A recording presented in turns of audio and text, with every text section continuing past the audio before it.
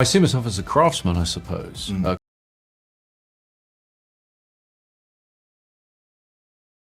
This is a matter of life and death. But I can perform this miracle.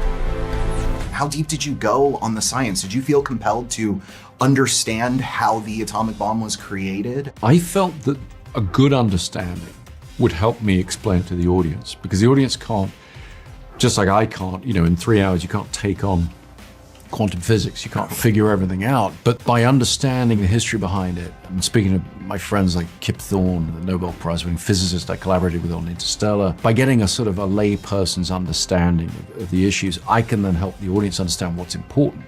So the audience doesn't need to know the difference between an atomic bomb and a hydrogen bomb in technical terms, but if they can learn that a hydrogen bomb is 1,000 times more powerful than an atomic bomb, that's a resonant thing in a motion picture story. So by learning enough about it to be able to figure out what's important, that's sort of the role I play. Your films often investigate that fertile territory between science and magic, between technology and art. When you're making a film, how do you see yourself? Are you more of the scientist or the artist? And how do you balance those two? I see myself as a craftsman, I suppose. A craftsperson who's looked at all the different disciplines that you have to bring to bear as a film director.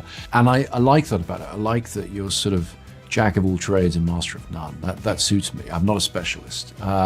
So I dabble in areas and I bring things together in different ways. And I think that film does require something of a scientific or a mathematical brain in terms of structure and planning and so forth. But then it requires the looser, freer sensibility of a writer, an artist, those kind of things. I enjoy all those disciplines and the way they come together in filmmaking. And this is your 6th outing with 킬리언머피. Yeah. When did you first notice that resemblance to Oppenheimer, and when did you feel compelled to make the film with him? Well, when I'm writing, I try not to think of actors because it's limiting. If you're writing from things you've seen them do before, you're not going to challenge them fully on the page. Particularly dealing with a real-life figure, I'm trying to write the real-life Oppenheimer.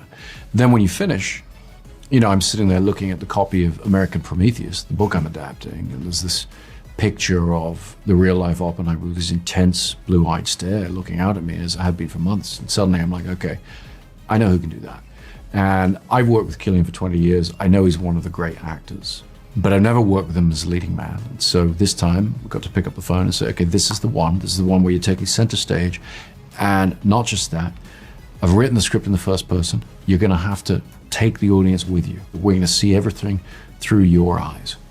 If Inception were real, would you advocate for going into Oppenheimer's brain and incepting that idea of not building the atomic bomb? I mean, it's funny, the reference in Tenet to Oppenheimer and the moment that the scientists realized they couldn't fully eliminate the possibility of a chain reaction that would destroy the world.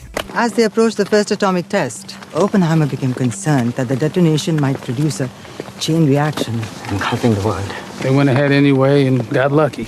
I put that in Tenet because Tenet's very much a film about that issue. It's very much a film about, could you put the toothpaste back in the tube? Is there a way to uninvent something? And then having wrestled with that in a science fiction sense, I was left with a burning desire to look at it in a real life sense and say, okay, in this universe we live in where you can't, what does that therefore say about his story? What does that mean? And in the universe in which we live, sadly not some multiverse where we can change things like that, in the universe in which we live, his story raises really profound and troubling questions.